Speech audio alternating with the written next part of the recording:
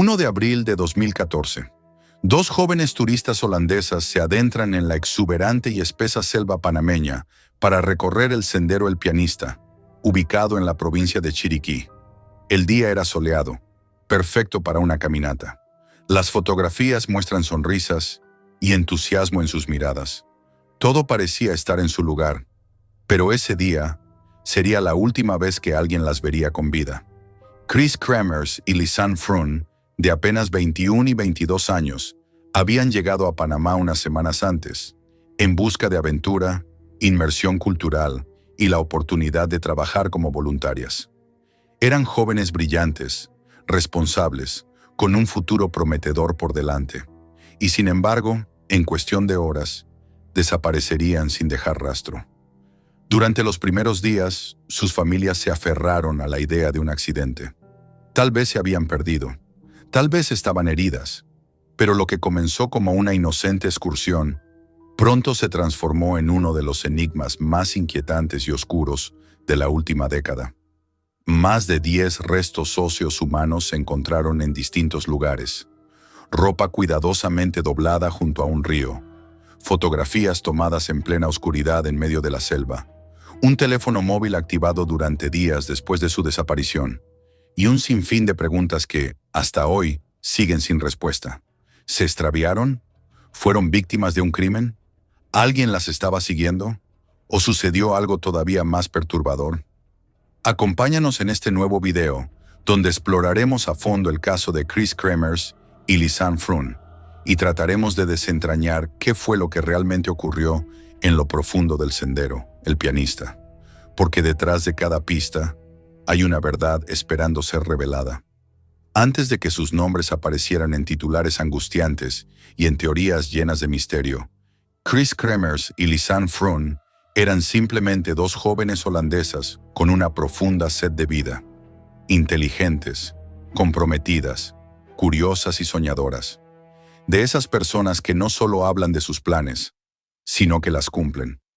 Chris Kremers, de 21 años, era estudiante de Historia del Arte y una apasionada por la cultura. Nacida en Amersfoort, Países Bajos, tenía un carácter fuerte y decidido, pero también sensible. Le encantaba el cine, el arte contemporáneo, y según quienes la conocían, tenía un deseo genuino de comprender el mundo más allá de su entorno. Era aventurera, pero con los pies en la tierra. Precavida, sí, pero también valiente. Lisanne Froon, de 22 años, también oriunda de Amersfoort, estudiaba psicología. Alta, de cabello rubio y con una sonrisa amable, era descrita como analítica, empática y serena. Tenía la capacidad de mantener la calma incluso en situaciones de tensión. Practicaba voleibol, llevaba un diario de viaje con apuntes meticulosos y disfrutaba profundamente de aprender sobre otras culturas. Amaba las caminatas y los paisajes naturales. En muchos sentidos, era el complemento perfecto para Chris. Se conocieron trabajando en un pequeño café de su ciudad natal. Rápidamente forjaron una amistad sólida. Compartían el mismo anhelo que era: conocer el mundo, ayudar a los demás y enriquecer su formación personal a través de experiencias reales. Fue así como, tras meses de ahorro y planificación minuciosa, decidieron emprender el viaje de sus vidas. Un recorrido por Centroamérica, con especial enfoque en Panamá. El plan era claro: llegar a Panamá, explorar el país, tomar clases de español, hacer turismo y finalmente participar como voluntarias en un proyecto social enfocado en niños de comunidades rurales. No se trataba de un viaje improvisado ni meramente recreativo. Era un viaje con propósito. Tenían todo cuidadosamente organizado: itinerarios, contactos, seguros médicos, teléfonos, mochilas equipadas con provisiones y hasta un diario donde registraban día a día sus vivencias. Cuando llegaron a Panamá, en marzo de 2014, se instalaron primero en la ciudad costera de Bocas del Toro, un lugar popular entre mochileros. Más tarde se trasladaron a Boquete, en la provincia de Chiriquí, al oeste del país. Allí se hospedaron con una familia local mientras asistían a clases de español en una academia privada. Para ese entonces, llevaban poco más de 2 semanas en territorio panameño. En sus redes sociales compartían imágenes de paisajes tropicales, platos típicos y mensajes llenos de entusiasmo. Nada fuera de lo común. Se veían felices, llenas de energía y disfrutando cada instante. De hecho, una de las últimas fotos que se tiene de ellas en vida, publicada en Facebook, muestra a ambas bajo el sol, sonriendo con una sinceridad que hoy resulta desgarradora.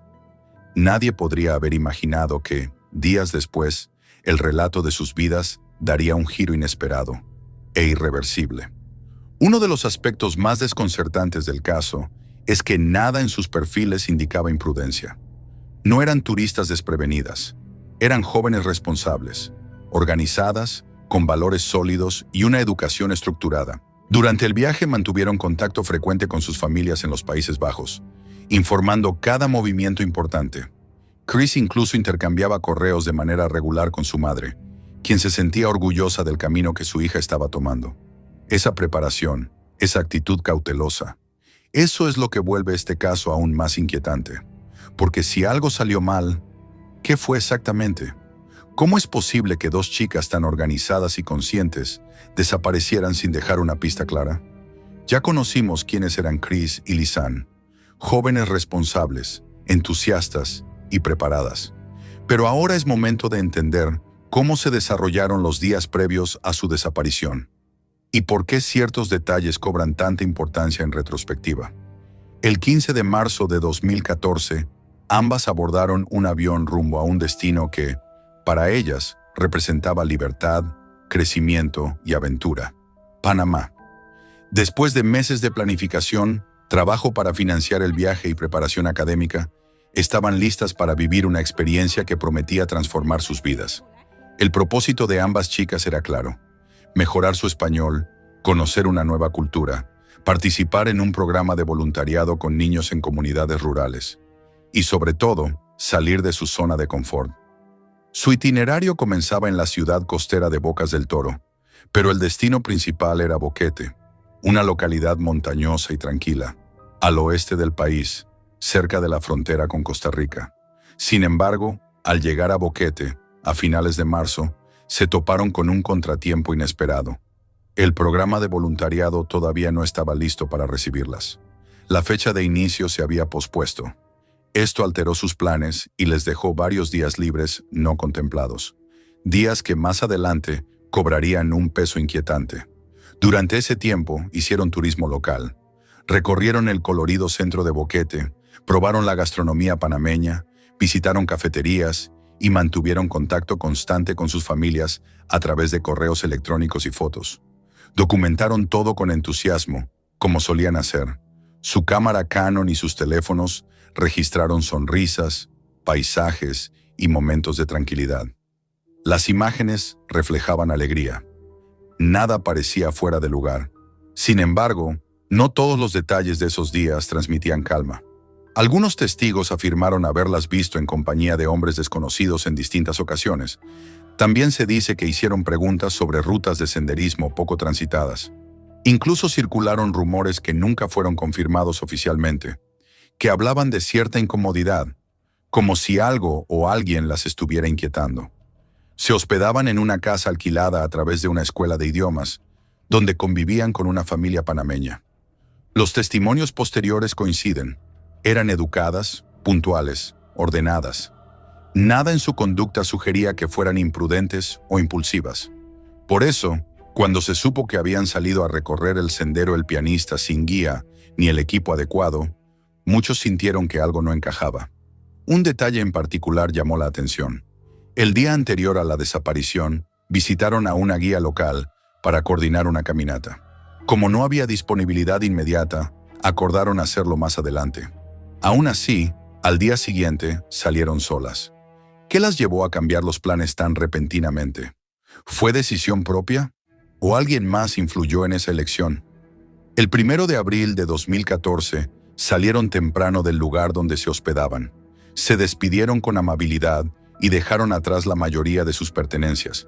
Solo llevaron en una pequeña mochila agua, algunos snacks, sus teléfonos, la cámara, dinero y el pasaporte. Vestían ropa liviana y calzado deportivo. Nada indicaba que se preparaban para una excursión extensa. Según algunos reportes, Incluso tenían una cita ese mismo día, a las 5 de la tarde, con un guía turístico, pero nunca se presentarían. Una caminata improvisada, en un entorno selvático, desconocido, sin señal, sin guía y sin preparación real para los riesgos del terreno. Ese fue el último movimiento conocido antes de que comenzara uno de los casos de desaparición más intrigantes de la historia reciente. Aunque ya se sabía que no llevaban equipamiento para una excursión extensa, lo que realmente desconcertó a los investigadores fueron los primeros registros que dejaron sus dispositivos. Apenas unas horas después de salir, a las 13 horas, se hizo la primera llamada de emergencia al 112. Fue un intento fallido. No había cobertura. A partir de ese momento, se sucederían varios intentos más en los días siguientes, intercalados entre ambos teléfonos, sin éxito. Pero ese primer intento tan temprano genera muchas dudas. ¿Qué ocurrió tan rápido como para necesitar ayuda apenas comenzada la caminata? Más allá del sendero conocido como el Pianista, el terreno se vuelve hostil. La vegetación se espesa, el camino desaparece y es fácil perder el rumbo. Lo inquietante es que, según registros posteriores de la cámara de fotos recuperada, ambas jóvenes no solo continuaron más allá del mirador, sino que llegaron a internarse profundamente en la selva.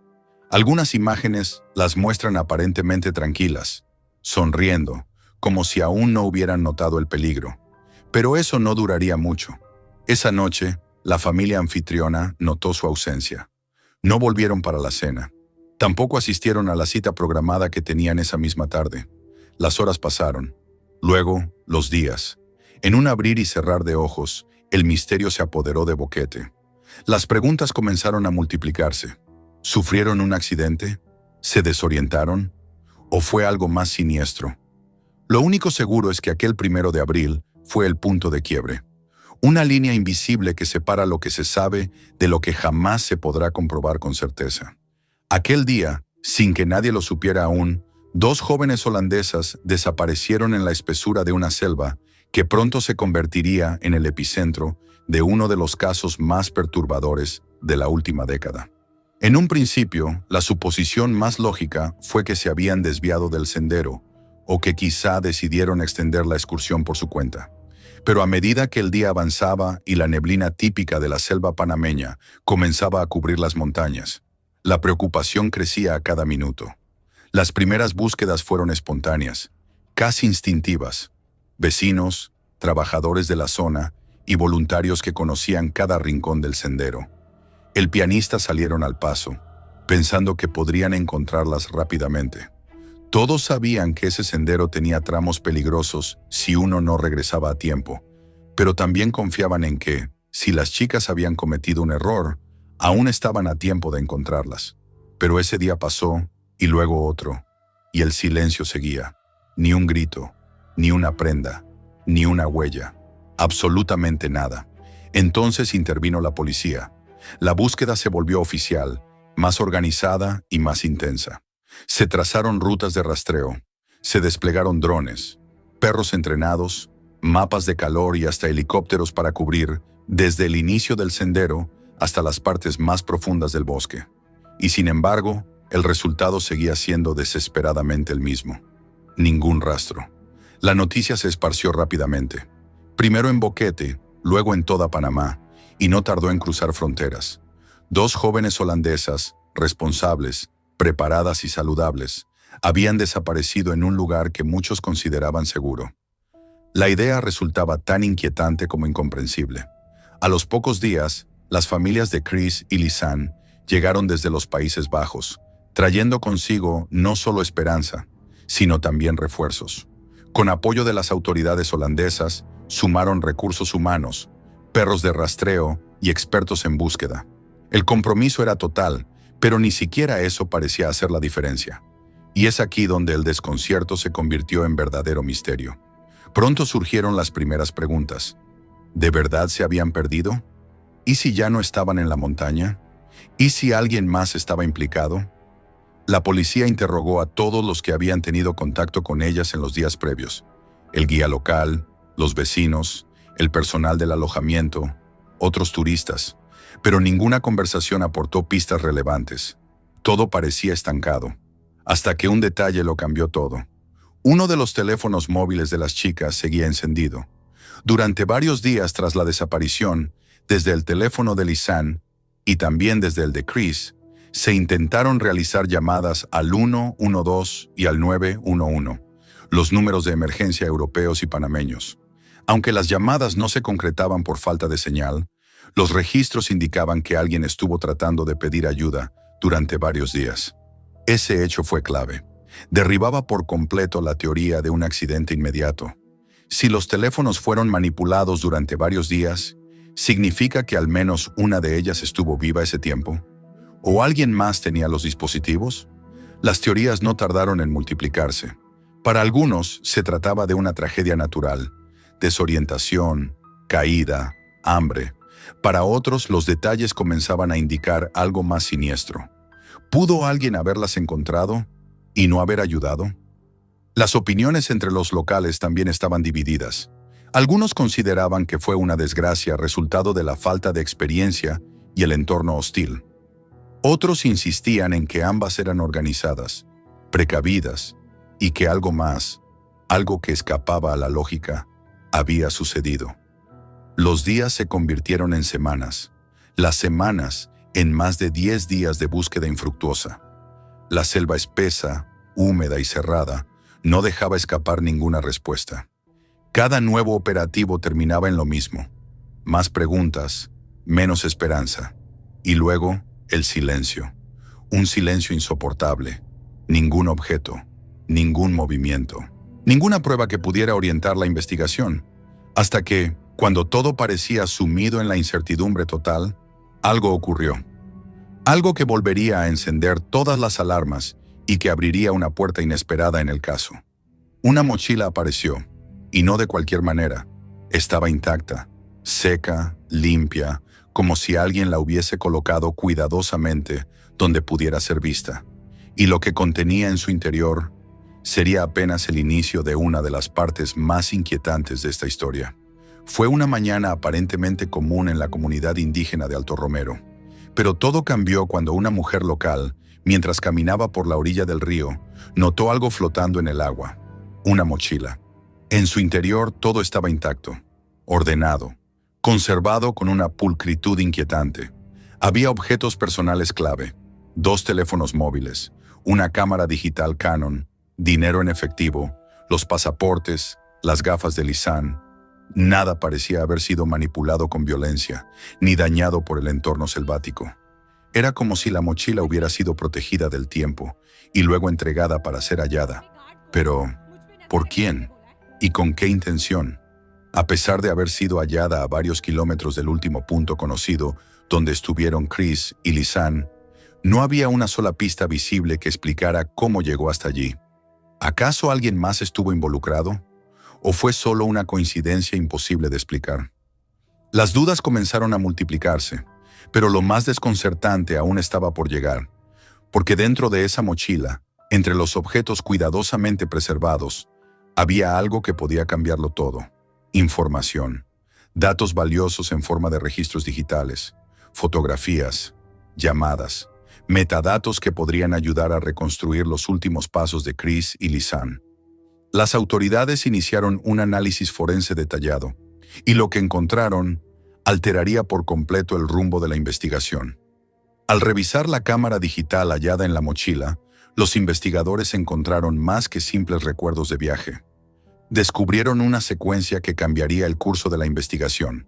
Las primeras imágenes, tomadas entre el 1 y el 8 de abril, muestran a Chris y Lisanne recorriendo el sendero El Pianista con tranquilidad. Estaban sonriendo, explorando el entorno y disfrutando del paisaje. Todo parecía indicar una excursión típica, sin signos de peligro, hasta que, de repente, el reloj de la cámara avanza abruptamente y las imágenes cambian por completo. A partir del 8 de abril, aparecen más de 100 fotografías capturadas en plena oscuridad, entre la medianoche y las 3 de la madrugada. No hay rostros, no hay presencias claras, solo fragmentos como ramas rotas, rocas cubiertas de musgo, un trozo de plástico, papel higiénico colgando de un arbusto, gotas reflejadas por el flash y la densa oscuridad de la selva. ¿Para qué fueron tomadas esas fotos? Algunos creen que trataban de generar luz, tal vez para alumbrar el camino o asustar a animales salvajes. Otros sugieren que intentaban dejar señales o marcar una ruta. Pero hay quienes ven en estas imágenes algo más perturbador: un grito silencioso o un rastro de desesperación en medio de una noche interminable. Una fotografía en particular ha generado un sinfín de debates. En ella se distingue lo que parece ser la parte trasera de una cabeza rubia, desenfocada, apenas iluminada. ¿Era Chris, Lisanne o una tercera persona? Sabemos que las últimas fotos a plena luz del día las muestran todavía juntas, en zonas difíciles de acceder.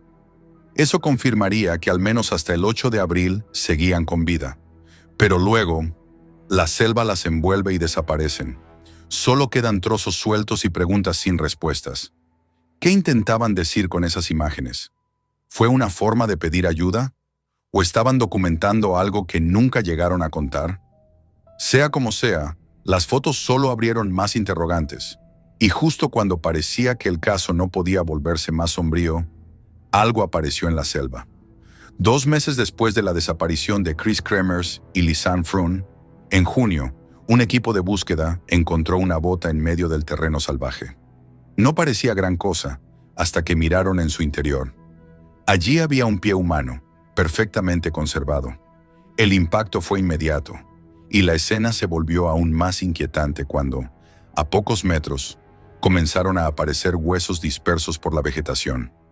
Más tarde, mediante pruebas de ADN, se confirmó que pertenecían a ambas jóvenes. En total, se recuperaron 33 fragmentos óseos.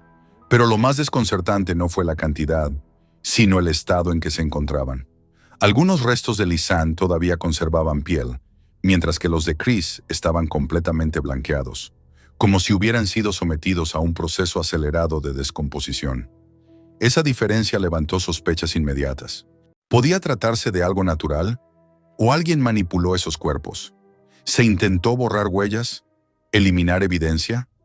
Aún más extraño fue que algunos huesos aparecieron en lugares prácticamente inaccesibles, como en laderas empinadas y abruptas, zonas donde solo un experto, con cuerdas y equipo, podría haber llegado. ¿Cómo llegaron allí? ¿Fueron arrastradas por animales? ¿O alguien las colocó deliberadamente para desorientar a los investigadores? Había algo más. Los restos no fueron encontrados todos al mismo tiempo, ni en el mismo lugar. Aparecieron por separado, con semanas de diferencia y en condiciones distintas. Aquello dio pie a una de las hipótesis más sombrías, que una de ellas murió primero, y que la otra logró sobrevivir sola durante días o incluso semanas, luchando contra la selva, la sed, el hambre, el miedo, y quizás algo más. Con el hallazgo de los restos, las autoridades pudieron confirmar que Chris y Lisanne habían muerto. Pero lo que no pudieron esclarecer, y aún hoy sigue siendo una herida abierta, fue cómo murieron, cuándo ocurrió exactamente y por qué. Es en ese vacío donde comenzaron a nacer las teorías más escalofriantes. Con el correr del tiempo y el goteo de información, las teorías sobre lo que realmente ocurrió con Chris y Lisanne comenzaron a multiplicarse. Y aunque la versión oficial sostiene que fue un accidente, hay detalles que han generado más preguntas que respuestas. En esta parte no vamos a afirmar nada. Solo vamos a mirar todos los ángulos, porque en casos como este, donde el misterio persiste, es esencial escuchar todas las voces. La teoría oficial plantea que ambas jóvenes salieron a hacer una caminata por el sendero El Pianista sin guía ni el equipo necesario. Se habrían desorientado en medio de la densa selva panameña y tras días de lucha habrían muerto por causas naturales: agotamiento, heridas y falta de recursos. Una tragedia impulsada por la imprudencia y las duras condiciones del entorno. Pero esa narrativa presenta grietas difíciles de ignorar. ¿Por qué sus objetos personales aparecieron intactos, protegidos dentro de una mochila colocada con aparente cuidado? ¿Por qué los teléfonos estuvieron encendiéndose y manipulándose durante varios días, incluso cuando ya no había señal disponible? ¿Y cómo es posible que durante semanas de intensas búsquedas no se encontrara ningún rastro? y luego, de forma repentina, surgieran restos humanos en lugares accesibles? Uno de los aspectos más intrigantes tiene que ver con el contenido de la cámara Canon. Más de 100 fotos fueron tomadas en plena oscuridad durante la noche del 8 de abril. Muchas de ellas apuntaban hacia la nada, al suelo, a la vegetación, al vacío. Algunas podrían interpretarse como intentos de señalización o marcación de un lugar. Incluso hay una en la que se aprecia lo que parece ser cabello rubio sobre una roca. Todo eso ocurrió cuando oficialmente ya llevaban días desaparecidas. Y luego está la famosa foto 509.